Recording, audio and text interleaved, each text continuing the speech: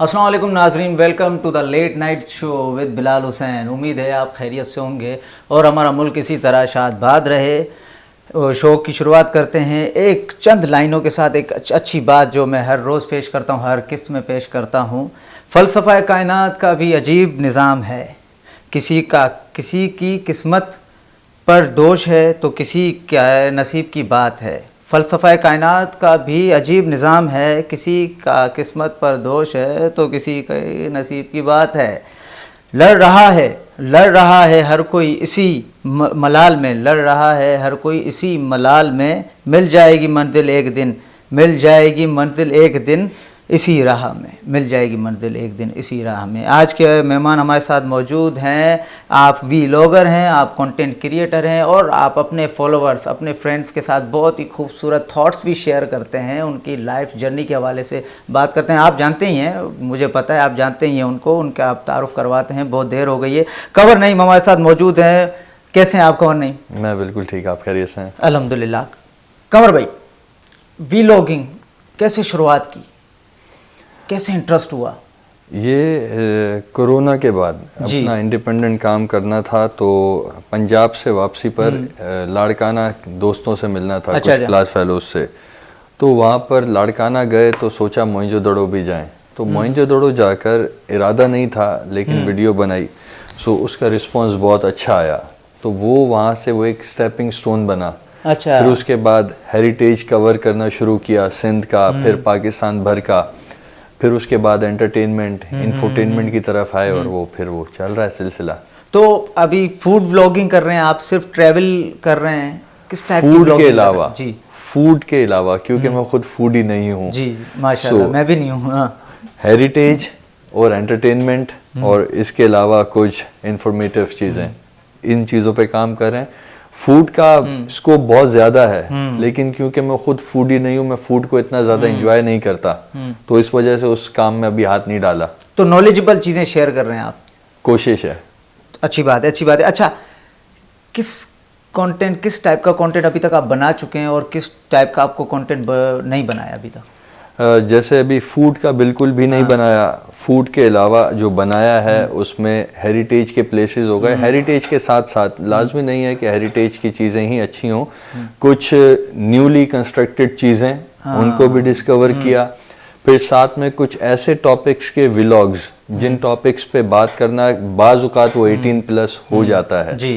सो थोड़ी उन चीज़ों को टच करना। फिर साथ में कुछ लाइट कंटेंट, जैसे अभी एक पूरी एक सीरीज चल रही है जस्ट अ थॉट के नाम से। वो एक इंस्पायर्ड आइडिया है, लेकिन उस इंस्पायर्ड आइडिया के अंदर आइडियाज जितने भी अभी तक चल रहे हैं वो जेन्युइन है। सो अभी उसके ऊपर काम चल रहा है। साथ में अभी बहुत सारी चीज़ें पेंडिंग हैं। कुछ अभी ऑफिशियल बिल्डिंग्स के विजिट किए हुए हैं, जैसे election commission, supreme court, national assembly वगैरह। सो उनके भी इंशाल्लाह बहुत जल्दी आने वाले। अच्छा, तो ये स्क्रिप्टेड होते हैं या फिर आप ऑफ स्क्रिप्ट करते हैं? जब उस वक्त आप एक बना रहे हैं, वीडियो शूट कर रहे हैं, तो स्क्रिप्ट के साथ या ऑफ स्क्रिप्ट? जैसे कुछ इंफॉर्मेटिव जो कंटेंट होता है, सपोज कोई एक जगह है उसको डिस्कवर करने गए, अगर इरादा करके गए, फॉर एग्जांपल कि आज लेट्स सपोज कायदे आज़म के मज़ार पे वीडियो बनानी है, सो उसके बारे में डेफिनेटली पढ़ के जाना है। बनाया किसने, बना कब, आर्किटेक्ट कौन था, उसको कंट्रोल कौन करता है, एरिया कितना है, ये चीज़ें तो वो हैं जो स्क्रिप्टेड हैं। लेकिन कुछ चीज़ें इम्प्रॉम्प्टू होती हैं जो जाकर उसी टाइम पर जो चीज़ पहली बार देखी, बिल्कुल लाइव रिएक्शन वगैरह, जो चीज़ उसी टाइम पता लगी, या इसी टाइम कभी कभार ऐसा होता है कि चलते फिरते कोई एक जगह अच्छी लग गई, सो उस जगह के बारे में उसी टाइम जितनी इन्फॉर्मेशन गैदर हो सकी वो कर ली। अदरवाइज़ ये बेहतर रहता है कि आप अपनी वीडियो में ये बात कर लें कि जो बात मैं बता रहा हूँ मेरी इस बात में नॉलेज नहीं है, ये सिर्फ जो मुझे दिख रहा है मैं सिर्फ वो बता रहा हूँ। इसके बारे में गूगल करके मेरी नॉलेज को क्रॉस चेक कर लीजिएगा, और कोई ऐसी चीज़ जो मैं गलत कर दूँ मुझे भी बता दीजिएगा, ताकि मेरी इंसान है, गलती हो जाती है ऑब्वियसली। इस तरह से चलता है ये सिलसिला, बाज़-औक़ात स्क्रिप्ट के साथ और बाज़-औक़ात इम्प्रॉम्प्टू चलता है। अच्छा, आउटडोर करना कुछ ज़्यादा मुश्किल नहीं है? कितनी प्रॉब्लम फेस करनी पड़ती हैं आप लोगों को आउटडोर करना? यार आउटडोर का काम जो है, सिंध में सबसे बड़ा इशू आता है वेदर का, क्योंकि सर्दी बहुत छोटे टाइम पीरियड के लिए आती है। तो सबसे बड़ा इशू ये होता है कि डिवाइस हीट बहुत ज़्यादा होती है। फिर आउटडोर में बाज़-औक़ात कुछ हर्डल्स आ जाती हैं। अब वो हर्डल्स बाज़-औक़ात पब्लिक की तरफ से भी आ सकती हैं, बाज़-औक़ात जो वहाँ पर उस जगह की सिक्योरिटी सेफ्टी वगैरह के लिए खड़े हुए हैं। सो आउटडोर काम करना, क्योंकि कंट्रोल्ड एनवायरनमेंट नहीं होता आउटडोर का, तो आउटडोर काम करने में ये मुश्किल मौजूद रहती है कि वहाँ पे बहुत सारी चीज़ों को फिर उसी टाइम पे कुछ करके उसको सॉल्व भी करना है, साथ में डे लाइट ख़त्म होने तक उसको कंप्लीट भी करना है। तो आउटडोर के साथ कुछ चैलेंजेस तो होते हैं, लेकिन when you are used to something, उसके बाद वो चीज़ें आपको आइडिया हो जाता है कि कौन से इशू को किस तरह फेस किया जाएगा। जैसे कुछ जगह ऐसी होती हैं कि जिस जगह के बारे में उस जगह के लोग झूठ बोलते हैं। कोई ऐसा कोई वाकया हुआ हो? विदाउट टेलिंग अ नेम, एक जगह कवर की थी, उसके बारे में वहाँ के लोग कहते हैं कि ये 283 इयर्स ओल्ड है, उसकी एज 20 साल से ज्यादा नहीं है। वाओ। लेकिन बनाने के बाद हम भी बन गए, बस हो जाता है ऐसा, इस तरह की चीजें हो जाती हैं, ह्यूमन एरर हो जाता है। लेकिन अपनी तरफ से कोशिश होती है कि इतने बड़े बड़े भंड ना मारें, लेकिन कुछ इत्तफाक अगर ऐसा हो जाए, ह्यूमन एरर, तो इस तरह की चीजें हो जाती हैं। अच्छा, वो जो आप बता रहे हैं, वो जो शहर थी या जो जगह थी, वो सिंध प्रोविंस में थी? हैदराबाद शहर की। अच्छा, हैदराबाद शहर की। चलें, अच्छी बात है। अच्छा, आर्टिफिशियल इंटेलिजेंस इस बढ़ती हुई दुनिया में इतना बढ़ गया है, दुनिया बहुत तरक्की करती जा रही है, एआई में ओपन चैट जीपीटी वगैरह। तो हम अपनी एजुकेशन सिस्टम में कोई बदलाव देख रहे हैं या अभी भी हम वहीं हैं, थर्ड वर्ल्ड है? ये नहीं, देखो चेंज जो होता है ना, वो बहुत स्लो प्रोसेस होता है, लेकिन लोग ये एक्सपेक्ट करते हैं कि चेंज का मतलब ये हुआ कि सुबह उठें और सब कुछ चेंज हो। जैसे शायद आपने सेकंड ईयर में मंटो का अफसाना पढ़ा होगा, नया कानून। तो आप ये एक्सपेक्ट नहीं कर सकते कि चेंज आपको रातों रात मिल जाएगा। सो चेंज स्लो प्रोसेस है। अभी आप देखें जितने कंटेंट क्रिएटर्स हैं, उनकी वीडियोस पे कैप्शंस आना शुरू हो गए हैं। फिर साथ में क्रोमा का यूज, ये बहुत बेसिक ग्राउंड लेवल की चीजें मैं आपको बता रहा हूँ। इसी तरह बड़े लेवल पर भी अब ये एक अलग बात है कि ये थोड़ा सा महंगा है। वो एजुकेशन सिस्टम्स जहाँ पर ये चीजें अवेलेबल हैं, जहाँ ज्यादा पढ़ाई जा रही हैं, वो इतना अफोर्डेबल नहीं है। बट फॉर मी चीजें बेहतर तो हो रही हैं हर गुजरते दिन के साथ। अब वो स्लो हो रही हैं या तेज हो रही हैं, दैट्स अनदर डिबेट, लेकिन चीज़ें बेहतर, मुझे ऐसा लगता है। I am very optimist about it. May be मैं बहुत ज़्यादा मुझे खुश फहमी है, शायद आपको सुनने में खुश फहमी लगे, बट आई थिंक कि चीज़ें बेहतरी की तरफ जा रही हैं। स्लो है लेकिन अच्छा है। तो मतलब हम एआई में भी हम काफ़ी नाम बनाते जा रहे हैं यार। हमसे मुराद ये है कि चीज़ें अब देखें ना, पाकिस्तान में आप देखेंगे कि लोग ऑनलाइन बिजनेसेस, लोग डोमेस्टिक लेवल पर भी, औरतें भी इंगेज हो रही हैं उसके साथ लोग भी इंगेज हो रहे हैं।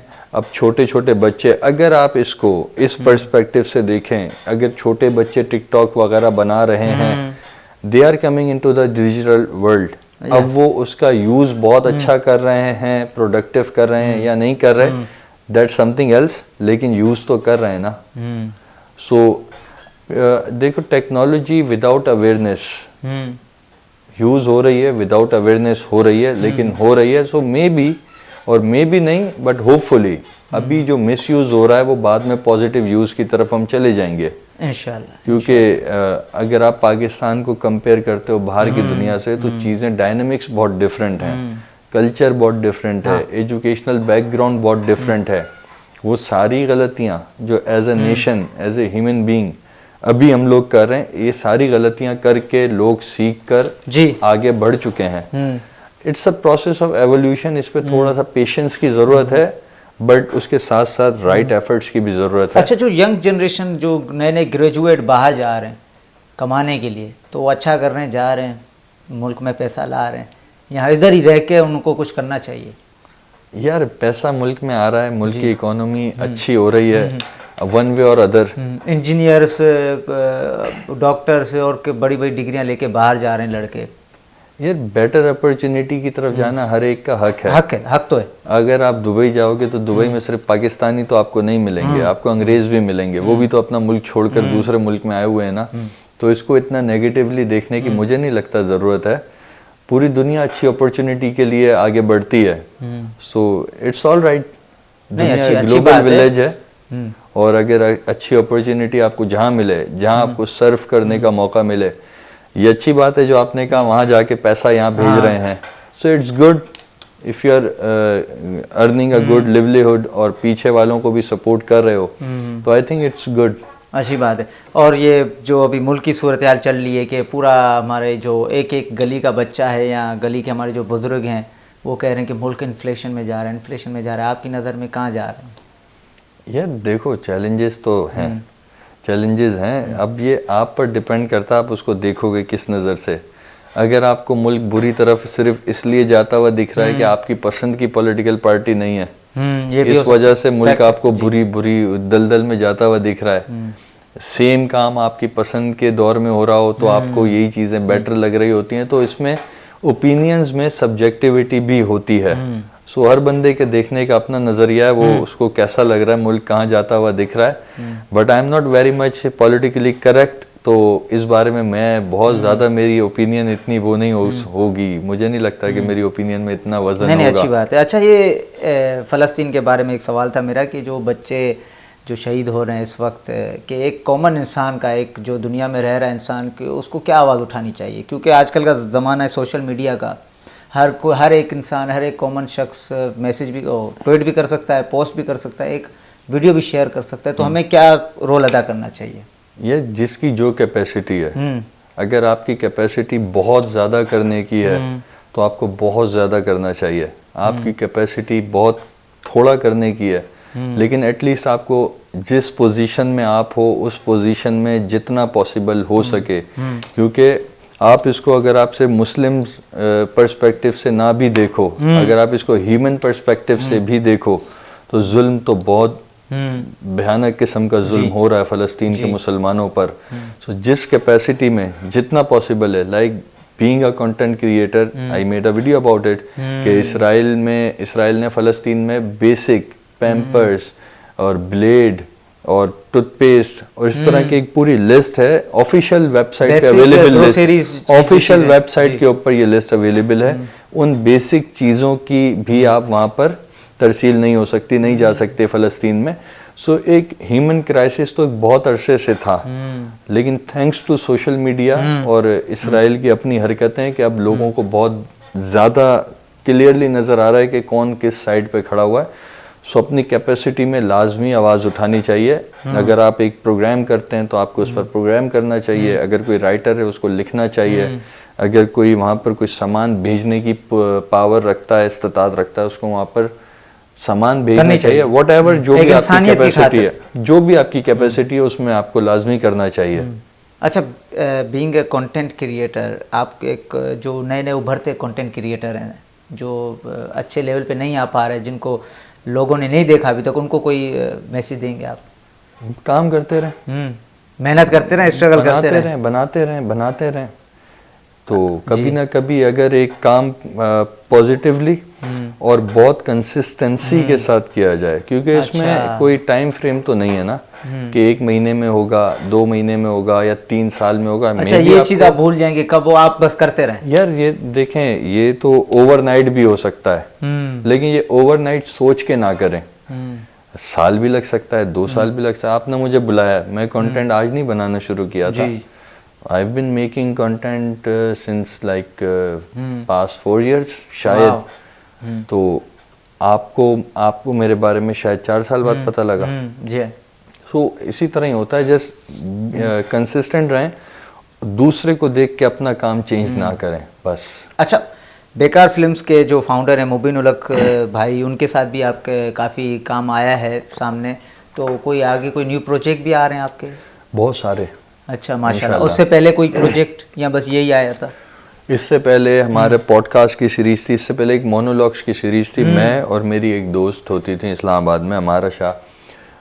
मोनोलॉग्स की सीरीज़ थी, उसमें अफरा सियाब खटक साहब, मुर्तज़ा सोलंकी साहब जो अभी इंफॉर्मेशन मिनिस्टर हैं, फिर मेरे एक टीचर थे आसिम सजाद साहब, फिर इफ्तिखार आरिफ साहब, फिर कुछ जर्नलिस्ट हैं पाकिस्तान के बड़े, उनके साथ एक मोनोलॉग्स की सीरीज़ थी। उसके बाद मोनोलॉग्स की सीरीज़ के बाद बुक रिव्यूज़ की सीरीज़ आई, बुक रिव्यूज़ की सीरीज़ के बाद एक पॉडकास्ट की सीरीज़ आई। सो इससे पहले के काफ़ी सारे प्रोजेक्ट्स थे, उसके बाद अब ये एंटरटेनमेंट का है मुबीन भाई के साथ। He is such an amazing person. मैं यही पूछने वाला था कैसे इंसान है वो, यही यार पूछने वाला वेरी था, क्योंकि हम्बल, मैं मिला नहीं, मैं उनका फ़ैन हूँ।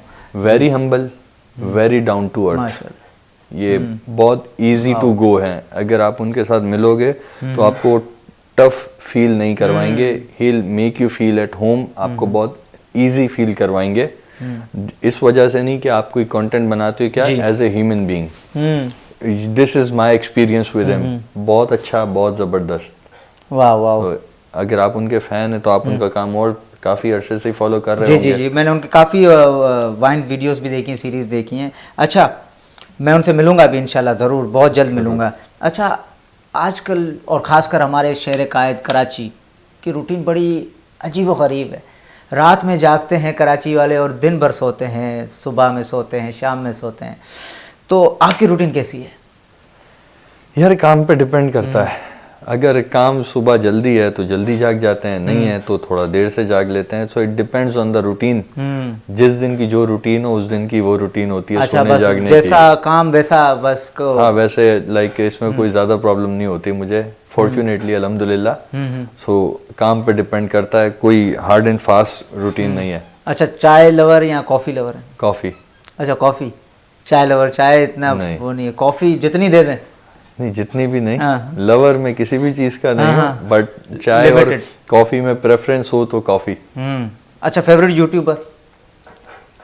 पाकिस्तानी। हाँ, पाकिस्तान। पाकिस्तान के कंटेंट में जुनैद अकरम अच्छा कंटेंट बनाते हैं।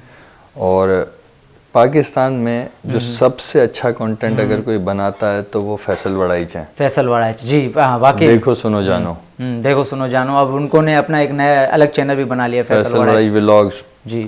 बस ही इज अमेजिंग, भेजा। लाइक खिदमत करने वाला कंटेंट। अगर मुझे लगता है ना किसी खिदमत अगर की वो जा रही कंप्लीट है, नॉलेज देते हैं, एक टॉपिक की कंप्लीट नॉलेज देते हैं। बहुत शानदार। He is my favourite. So बहुत अच्छा कंटेंट नंबर 1 पे फैसल वड़ाइच का कंटेंट है। लाइक अमेजिंग, किसी भी टॉपिक के बारे में, किसी हिस्टोरिकल इंसिडेंट के बारे में जानना है, so I consume so much from his channel.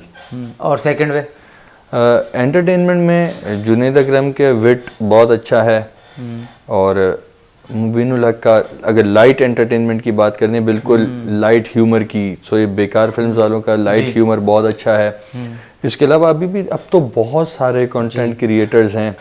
एक लड़का है, कायद आज़म यूनिवर्सिटी में ही पढ़ता है शायद, सनी, ही सराइकी बलोच, उसका पूरा नाम सनी बुज़दार। सनी बुज़दार, वो बड़ी अच्छी अच्छी पोइट्री पढ़ता है और उसका स्टाइल भी बड़ा प्यारा है। अगर पोइट्री की बात करें, वो अपनी खुद की पोइट्री होती है? नहीं, अपनी खुद की नहीं पढ़ता, क्योंकि वो जिस हॉस्टल की छत पे पढ़ता है, मैं उसी हॉस्टल में रहता था कायद आज़म यूनिवर्सिटी में।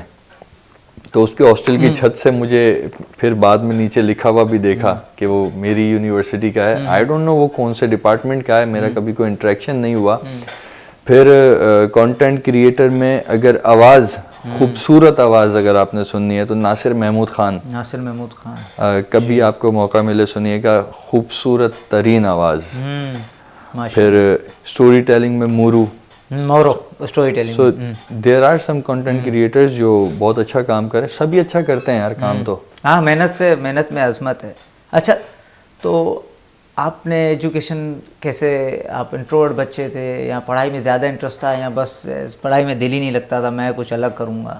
ये नहीं, मैं पता नहीं, इत्तेफाक ऐसा था कि मैं पढ़ाई में अच्छा था। माशाल्लाह माशाल्लाह, शुरू से स्कूल से ही?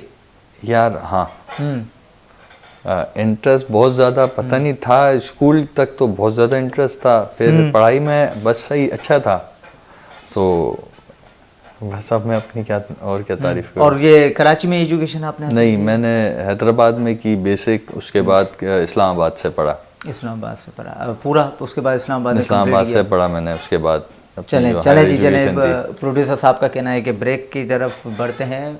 ब्रेक के बाद हाजिर होते हैं। कवर नईम के साथ हम बात कर रहे थे, बहुत ही मज़ा आ रहा था उनकी लाइफ, उनकी जर्नी के हवाले से और करंट अफेयर के हवाले से।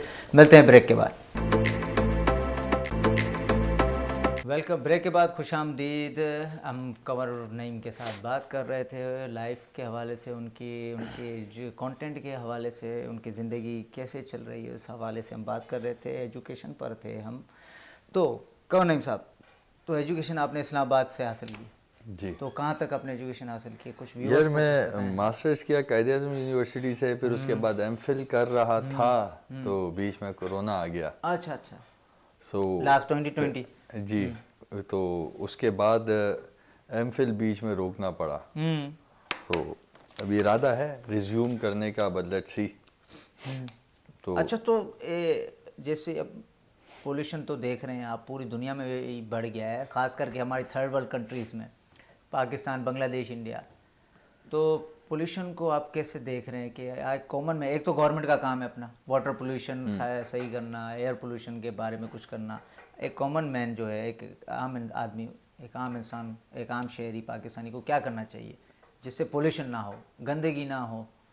क्योंकि एक हम खास करके हमारे कराची और हमारे जो लाहौर शहर है, इसमें ज़्यादा पोल्यूशन होता है पाकिस्तान के। यार कचरा वहाँ फेंके जहाँ कचरा फेंकने की जगह है। ये तो है। एक आम आदमी इतना ही कर सकता है, और इतना ही करे तो काफ़ी है मेरे ख्याल से। बाकी फिर गाड़ियों के धुएं, फैक्ट्रियों के धुएं, ये तो आम इंसान के कंट्रोल की चीज़ें नहीं है। फिर इसमें गवर्नमेंट के काम है, फिर वो गवर्नमेंट देखे। बट एक आम इंसान जितना अपने डोमेस्टिक यूज़ में भी जो कचरा फेंकने की जगह है उतना यूज़ करे, और कोशिश करें कि प्लास्टिक का यूज़ एक्सेसिव यूज़ ना हो। जितना अवॉइड कर सकते हैं प्लास्टिक को उतना अवॉइड हाँ, करें। प्लास्टिक मेरे वो ख्याल से डिज़ोल्व नहीं होता ना। प्लास्टिक कभी भी डिकम्पोज नहीं हो सकता, डिकम्पोज बिल्कुल। नहीं हाँ, होता। बिल्कुल नहीं हो सकता। तो ये उसका सबसे बड़ा बैकड्रॉप है प्लास्टिक के यूज़ का। सो कोशिश करें कि जितना कम यूज़ हो सकता है उतना कम यूज़ करें प्लास्टिक का। सो मेरे ख्याल में this is what a common man can do, और इतना भी कर ले तो बहुत है, काफ़ी है। नहीं, अच्छी बात है। अच्छा, हमारा शहर एक चीज़ में बड़ा मशहूर है, कभी स्नैचिंग हुई है आपकी? अभी तक तो नहीं हुई, अल्लाह का शुक्र तो है। मतलब आप जब शूट पे जाते हैं बगैर किसी डर के आते हैं किसी यार ये मेरे ख्याल मलाल में में या ऐसे किसी? वाक़यात हैं, जी। ये नागहानी चीज़ें हैं जो हाँ, किसी अच्छी भी ये शहर तो है। में कहीं भी किसी के भी साथ हो सकती हैं। सो इसमें जितनी सेफ्टी पॉसिबल है एज ए ह्यूमन उतनी सेफ्टी रखें, बाकी फिर जो सही। कोई अनदर पैशन आपका, आपने बताया था कोई न्यूज़ के हवाले से भी आपने काम किया है? स्टार्ट वो जो लिया मतलब था ऐसे ही इस्लामाबाद शौक में, में कर लिया था, या फिर किसी ने कहा आपको ये अपॉर्चुनिटी है इसमें कर लें?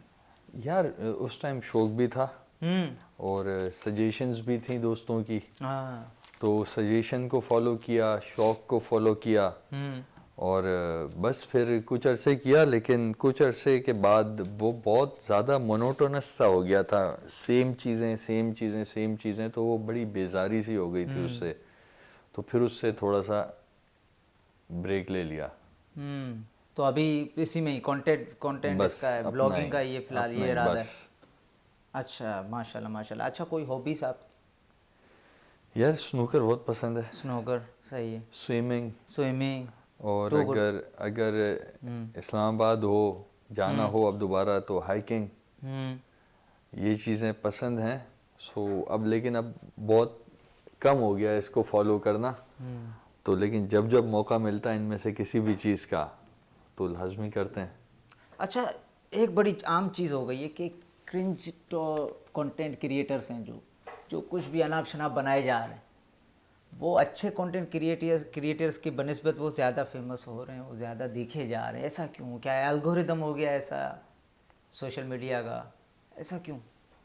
यार क्रिंज तो मुझे नहीं लगता, जी। मुझे वो पर्सनली वो क्रिंज नहीं ओके। लगता। पसंद नहीं है वो एक अलग बात है, मैं देखता नहीं हूँ वो अलग बात है, ये भी मैं हो सकता बनाता नहीं हूँ वो अलग बात है। लेकिन अगर एक बंदा है उसको 6 करोड़ लोगों ने सब्सक्राइब किया हुआ है, 7 करोड़ लोगों ने, 2 करोड़ लोगों ने, तो इसका मतलब वो 6 करोड़ लोग भी क्रिंज हैं। सो एक हो सकता कंटेंट है। क्रिएटर है, वो अपनी मर्जी की चीज़ बना रहा है। सो अगर टीवी पर देखो तो लोगों को एतराज़ है कि जी वो अपनी बीवियां दिखा रहा है, अपनी बीवियों को दिखा रहा है, अपनी बहनों को दिखा रहा है। तो टीवी पे तो पूरी दुनिया की माँ बहनों को नचा के गेम शोज चलते हैं। तो क्रिंज ज़्यादा टीवी हुआ या कंटेंट क्रिएटर? सो इट्स ये सिर्फ परसेप्शन की बात है। आप हर किसी को दूसरा बंदा क्रिंज लग रहा होता है, उनका कंटेंट है, उनकी मर्जी, उनको जो बेहतर लगता है वो बना रहे हैं, इट्स गुड। अच्छा, कुछ हैं हमारे लोगों में जो कुछ ज़्यादा ही क्रिटिसाइज़ करने लग जाते हैं दूसरे को, खुद को आता नहीं तो दूसरे को क्रिटिसाइज़ करने लग जाते हैं, ऐसा भी है? आसान काम है ना क्रिटिसाइज ऐसे करना। कुछ हैं ज़्यादा, पूरे हमारे, बाकी तो हमारे भाई हैं, बाकी जितने भी लोग हैं हमारे भाई, उनमें से कुछ गिनती के हैं जो दूसरों को क्रिटिसाइज करते हैं, ऐसा ही। ये क्रिटिसिज्म सबसे आसान काम है ना, इसमें ना मेहनत लगती है ना एफर्ट लगती है, तो बहुत आसानी से आप बैठे हुए अपने सोफे पे बैठो, कुर्सी पे बैठो, किसी को भी कुछ भी कमेंट्स पास करो, क्रिटिसाइज करो, so it's very easy to do, इस वजह से लोग करते हैं। अच्छा, आसान तो आप काम है। किसी क्रिटिसिज्म का शिकार हुए जब नया नया बना रहे थे? यह सबसे पहले तो यही था कि हेरिटेज देखता कौन है। सबसे पहले तो ये चीज़ थी कि ये दिखाना ही फजूल है ये सारी चीज़ें, यही सबसे पहला क्रिटिसिज्म था। बट फॉर्चुनेटली कि इसको इतना सीरियसली नहीं लिया, बाद में लोगों ने देखा, लोगों ने बहुत पसंद किया, सो ऑडियंस हर चीज़ की मौजूद है। अब बहुत सारे लोगों को शायद ये चीज़ बोरिंग लगती है जो मैं कर रहा हूँ, बहुत सारे लोगों को कोई और चीज़ बोरिंग लगती है जो कोई दूसरा कर रहा है, तो क्रिटिसिज्म आता रहता है, it's part of the job, ये हर जॉब का पार्ट है, फिर ज़्यादा सीरियसली नहीं लेना चाहिए। तो आपने अपने क्या कहते हैं रिलेटिव से भी कोई क्रिटिसिज्म नहीं हुआ कि आप ये नहीं करें, इसमें कोई हु केयर्स? हाँ, ये नहीं, ये अच्छी बात है, ये होनी चाहिए, ये होनी चाहिए, और खास करके कंटेंट क्रिएटर्स में भी होनी चाहिए। वो क्या, आप अपना काम जो है आपका जिसमें दिल है, रिश्तेदार हों, दोस्त हों, कोई भी हो, किसी को इतनी वैल्यू मत दें कि वो आपकी पर्सनल लाइफ में घुसे। बस डू योर ओन थिंग्स। तो इतना सब आपने कैसे सीखा, कैसी रही जर्नी, ये कैसे आपने इतना सब हासिल किया? क्या यूनिवर्सिटी लाइफ में, स्कूल लाइफ में, कॉलेज में, या पेरेंट्स, बहन भाई, दोस्त, टीचर्स वगैरह, इन सब का पार्ट है सारा इस चीज़ में। मेरा अपना जो भी कुछ अच्छा है, अगर कुछ अच्छा है तो पेरेंट्स और बहन भाइयों की वजह से है, और जितना कुछ बुरा है वो मेरा जाती है। तो नहीं, ऐसा ही होता है। तो आप मतलब कैसे बचपन में क्या थे, शाय थे, इंट्रोवर्ट? नहीं, मैं कभी भी इंट्रोवर्ट नहीं था। हाँ, फुल मस्ती, मौज मस्ती करनी है बहुत ज़्यादा। तो आपका बचपन ज़्यादातर कहाँ पे गुजरा है? मेरा कौन से शहर में? हैदराबाद में। हैदराबाद में गुजरा। सारा ही, ज़्यादा नहीं, सारा ही मतलब टिल 18 तक? हाँ, यूनिवर्सिटी जाने तक। उसके बाद फिर आप इस्लामाबाद चले? उसके बाद इस्लामाबाद। अच्छा, तो बोरियत तो होती होगी इस्लामाबाद में? नहीं यार, आई लव न्यू प्लेसेस। अच्छा, घूमने का शौक, ट्रैवलिंग बोरिंग नहीं हूँ मैं, बोर फील नहीं करता कहीं भी। I enjoy new cities, new people, so बोरियत थोड़ी बहुत हो जाती है कभी कभार, once in a blue moon, लेकिन नॉर्मली नहीं होती, नॉर्मली सब अच्छा है। आपने मतलब पाकिस्तान की तकरीबन ज़्यादा ही कुछ बची होंगी सिटीज़ जो आपने नहीं घूमी होंगी, काफ़ी आपने घूम लिए, तो आपको सबसे फेवरेट सिटी जिसके यहाँ के लोग भी अच्छे लगे आपको? यार recently I went to Peshawar. यार एक्सपेक्टेशंस नहीं थी, क्योंकि जितना कुछ मालूम था वो वही था जितना मीडिया पे पता लगा। इतना खूबसूरत शहर, और अगर साफ सुथरा शहर अगर पूरे पाकिस्तान में किसी ने देखना है तो मिट्टी है। मिट्टी से ज़्यादा साफ शहर पूरे पाकिस्तान में, और मैंने बहुत सारे शहर नहीं देखे पाकिस्तान के, काफ़ी सारे देखे हैं, मिट्टी से ज़्यादा साफ शहर मैंने नहीं देखा आज तक अपनी लाइफ में। फिर पेशावर इज़ वेरी ब्यूटीफुल, वहाँ के लोग बहुत अच्छे हैं। फिर हर शहर की अपनी एक डिफरेंट वाइब है। कराची की वाइब बहुत डिफरेंट है इस्लामाबाद से, इस्लामाबाद की बहुत डिफरेंट है पिंडी से, पिंडी की मुख्तलिफ है मिट्टी से। So every city has its own vibe. So सफाई में मिट्टी, पेशावर के लोग बहुत अच्छे हैं, इस्लामाबाद की नेचुरल ब्यूटी बहुत कमाल की है, सुकून बहुत ज़्यादा है। बाकी happening city Karachi obviously, Lahore बहुत अच्छा है। अगर हेरिटेज प्रिजर्व हुआ हुआ है कहीं अच्छा तो वो लाहौर में हुआ हुआ है। टूरिज्म के हिसाब से वही, उससे ज़्यादा जगह और शहरों में भी हैं, लेकिन लाहौर में प्रिजर्व बहुत अच्छा हुआ है। कटास राज चकवाल में है, बहुत प्रिजर्व्ड है, बहुत अच्छी साइट है। सो हर शहर की डिफरेंट वाइब्स हैं, तो हर शहर का अलग अलग एंगल है पसंद आने का। और नॉर्दर्न एरियाज गए हैं? नॉर्दर्न एरियाज में हुंजा, अल्तित फोर्ट, मोरखून वैली, पंजराब पास, सोस्त, ये सारी जगह ये भी बहुत ज़बरदस्त हैं। स्नो लेपर्ड की साइटिंग के लिए मोरखून बहुत अच्छी जगह है। सो नॉर्थ भी अच्छा है देखना। और नेक्स्ट टारगेट क्या है आपका, कहाँ जाएंगे? ये टारगेट्स तो बहुत सारे हैं। इसी मुल्क में ही या फिर अभी मुल्क से बाहर जाना है? इंशाल्लाह इसका स्कोप बड़ा करेंगे, चीज़ों का बढ़ाना है। सो चीज़ें इरादा है। अब बाकी अब देखें। अच्छा, तो आपका क्या इरादा है, बाहर किसी दूसरे मुल्क में भी हेरिटेज की टाइप के कंटेंट बनाना है या फिर? यार एक्सप्लोर करने का शौक तो बहुत सारा है, बहुत हाँ। सारी जगह हैं, क्योंकि मैं एक वेबसाइट के लिए भी काम करता था, अमेजिंग एंशिएंट नाम था उस वेबसाइट का। हाँ। उसमें मैंने बहुत सारे ब्लॉग्स उसमें लिखे थे, बहुत सारी चीज़ें रिसर्च करके उस पर अच्छा। लिखते थे। माचू पिचू है, नास्का लाइंस है, स्टोनहेंज है, बेशुमार हेरिटेज है जो पाकिस्तान से बाहर भी है। रेनेसेंस का बहुत है यूरोप में। अगर कभी मौका मिला इस जगह एक्सप्लोर करने का तो I would love to do this इंशाल्लाह। और जैसे होता है ना, मेरी जैसे एंशियंट सिविलाइजेशन में ज़्यादा मेरा वो होता है ना लगाव, में जो भी किसी का कंटेंट सामने आता है मैं उसको पूरा देखता हूँ। तो आप कौन सी ऐसी एंशियंट सिविलाइजेशन है जो आपको ज़्यादा इंटरेस्ट हो? इजिप्ट है, चाइना है, इंडियन है, जैसे हमारे अपने यार माचू पिचू एक जगह है पेरू में। माचू पिचू बहुत हसीन जगह है। फिर इसी तरह नास्का लाइंस हैं, वो बहुत ज़बरदस्त चीज़, वो बहुत ज़बरदस्त, मतलब नास्का लाइंस में उसमें जो इतनी लंबी लंबी ज़मीन पर वो बनी हुई है ड्राइंग्स, वो इतनी लंबी हैं कि वो आप सिर्फ ड्रोन से या हेलीकॉप्टर में बैठकर देख सकते हो, आप अपनी आंखों से खड़े होकर नहीं देख सकते। सपोज आप ये समझ लो कि आप खड़े हुए हो गोरा कब्रिस्तान पर और ड्रिग रोड तक एक ड्राइंग ज़मीन पर बनी हुई है। ये मैंने एक थोड़ी सी आपको एक एग्जांपल दी है, अब उसका एग्जैक्ट साइज अभी मेरे जहन में नहीं है। सो आप डेफिनेटली आप वहाँ गोरा कब्रिस्तान पे खड़े होकर ड्रिग रोड तक की ड्राइंग ज़मीन से नहीं देख सकते अनलेस आप किसी बहुत ऊंची जगह पर ना हो। सो नास्का लाइंस इस तरह की जगह है।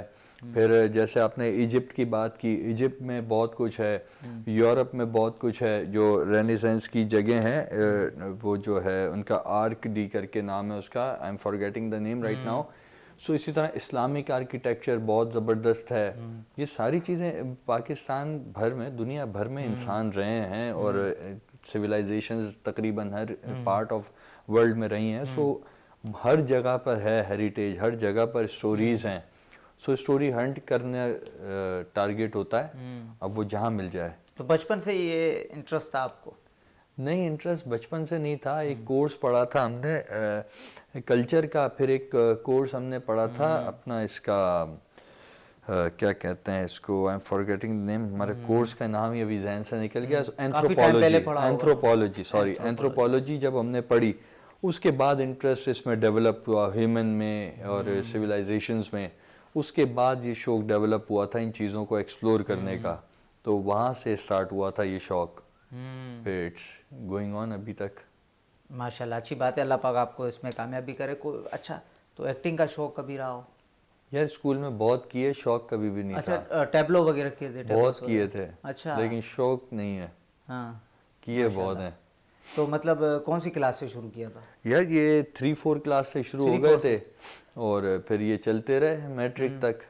मतलब उस वक्त भी इतना कॉन्फिडेंस था? यार हो जाता था बस। लेकिन शौक कभी भी नहीं रहा एक्टिंग का, वो मेरे बस की चीज़ है नहीं। अच्छा, कोई मतलब अच्छा कोई वैसे सिंगिंग वगैरह या गाने लिखने का ऐसा कुछ भी, या सिर्फ स्क्रिप्ट राइटिंग करनी है बस? स्क्रिप्ट राइटिंग और फिक्शन राइटिंग बस। फिक्शन राइटिंग सही है, सही है। फिक्शन भी राइटिंग सही है, अच्छी बात है।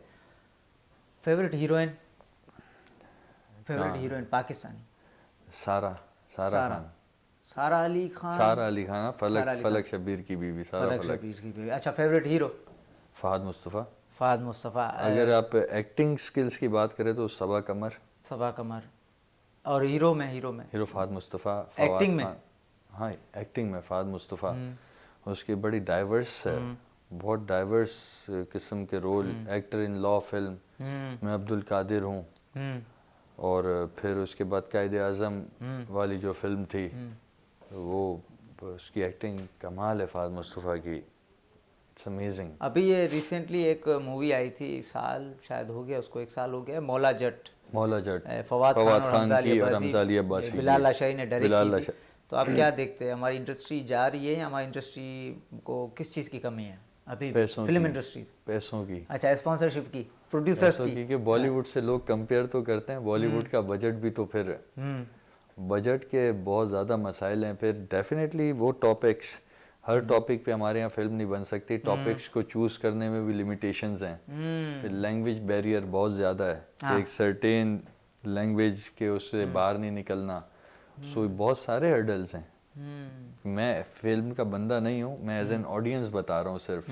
अब जो फिल्म बनाने वाले हैं उन्हें बेहतर पता होगा क्या हर्डल्स हैं। बीइंग एन ऑडियंस मुझे लगता है कि ये चीज़ें इशू हैं। तो आपको कैसी लगी वो पर्सनल, वो देखी आपने फिल्म? यार एक्टिंग बहुत जानदार थी, बहुत जानदार एक्टिंग थी। हुमायूं मलिक की एक्टिंग भी अच्छी थी, उसमें फवाद खान और हमजा अली अब्बासी की, फिर फारिस शफ़ी का रोल बहुत हाँ। अच्छा था। सो फारिस शफ़ी, फारिस अच्छा, Shafi being a rap supporting role था। बहुत कमाल का था। वो एक रैप सिंगर के हिसाब से भी फारिस शफ़ी से बेहतर रैप पाकिस्तान में कोई नहीं कर सकता। This is what I think. और वो काफ़ी काफ़ी पहले से करते आ रहे हैं, कोई नए नहीं ग्रिप है। बहुत, वो तो हनी सिंह ने इंडोर्समेंट दी तो बहुत सारे लोगों को उसके बाद पता लगा कि फारिस शफ़ी भी कोई रैपर है। अदरवाइज जो पहले से रैप को फॉलो कर रहे हैं, क्योंकि मेरा फेवरेट जो जॉनरा था म्यूजिक का वो रैप था शुरू से ही। वाह, ये तो अच्छी बात है। हाँ, मैं मी टू, मेरा अच्छा है, मेरा भी, मैं लिखता भी हूँ। अच्छा जी, जबरदस्त। तो अभी फ़िलहाल तो छोड़ दिया है, कुछ साल हो गया है, वरना मैं अच्छा। लिखता भी हूँ, गाता भी हूँ रैप। ओ जबरदस्त। और बहुत पहले से, जब मैं स्कूल में था तब से। अच्छा। बट मेरा जो फेवरेट है, जो जिनको मैं सुनता आ रहा हूँ, बोहेमिया हो गया, फारिस शफ़ी, और कुछ अमेरिकन है। पंजाबी और हिंदी में बोहेमिया के अलावा कोई रैप नहीं करता। जी।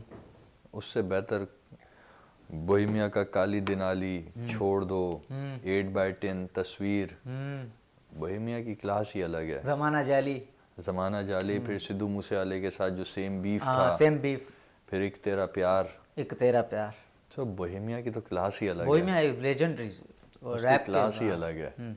देसी रैप में वो लेजेंड है, उनका कोई बोहेमिया से मुकाबला नहीं कर बेहतर सकता। कोई नहीं कर सकता रैप। अच्छा, सिंगिंग में कोई फेवरेट सिंगिंग में? है सोनू निगम। सोनू निगम। बहुत पाकिस्तानी? पसंद है। पाकिस्तानी में यार अहमद जाज़ेब बहुत अच्छा सिंगर है, लेकिन अहमद जाज़ेब के गाने बहुत कम है। कहो एक दिन, पाकिस्तानी पॉप एक किसी बार दौर कहो। में बहुत ऊपर होता था, बहुत ऊंचाइयां देखी हैं पाकिस्तानी पॉप ने, जो कि अभी इतना नहीं चल रहा। जल बैंड था, और आफ्ताब अली आफ्ताब सईद के गाने भी, उसके गाना एक आया था मेरी माँ ने पकाए आलू अंडे, शायद आपने सुना हो। It's an amazing song. नहीं, मैंने सुना। ये बेगैरत ब्रिगेड नाम था उसके यूट्यूब चैनल का, शायद बैंड का भी यही नाम था। तो अभी डिसबैंड हो गया क्या? अब मेरे ख्याल से, क्योंकि इसके अलावा और कोई गाना मैंने देखा नहीं, तो वो भी बहुत अच्छा था। फिर उस टाइम अहमद जाज़ेब होता था, फिर शहजाद रॉय के उस टाइम पे हाँ, गाने शहजाद अच्छे रॉय, आते थे। नजम सिराज, शिराज उप्पल, ये नजम शहराज हो गया, फिर हारून था, फाखिर था। हारून फाखिर। सो पॉप का सीन तो बड़ा अप था किसी टाइम पे पाकिस्तान में। और ये जो बिलाल मकसूद एंड वो फैसल फैसल कबाड़िया। कबाड़िया, बहुत अच्छे अच्छे हमारे पास सिंगर रह चुके हैं। क्योंकि एक वो भी देते ना, एग्जाम्पल भी देते, मिसाल भी देते हैं कि पाकिस्तान में जिस डायलेक्ट को झाड़ोगे उसमें से एक फास्ट बॉलर और एक सिंगर ज़रूर निकलेगा। हाँ, यहाँ पे गली गली में सिंगर होते हैं और बिल्कुल सॉन्ग ऐसे राइटर है, बैठे हुए हैं। बिल्कुल ऐसे ही है। शायराना मिजाज है सबका, आशिक ऐसे हैं सब, शायराना मिजाज है सबका। तो आपका शायरी में कोई इंटरेस्ट? पढ़ने की हद तक है बस बस। दिल नहीं किया कभी लिखे हैं, किसी के लिए लिखे हैं? यार शायद कभी लिखी होगी, और लेकिन बस पढ़ने की हद तक इंटरेस्ट है। तो किसी के लिए नहीं लिखा? मैं शायद लिखी होगी, ऐसे याद नहीं, क्योंकि स्कूल के टाइम पे शायद कुछ लिख लिया हो, लेकिन उसके बाद कभी भी नहीं।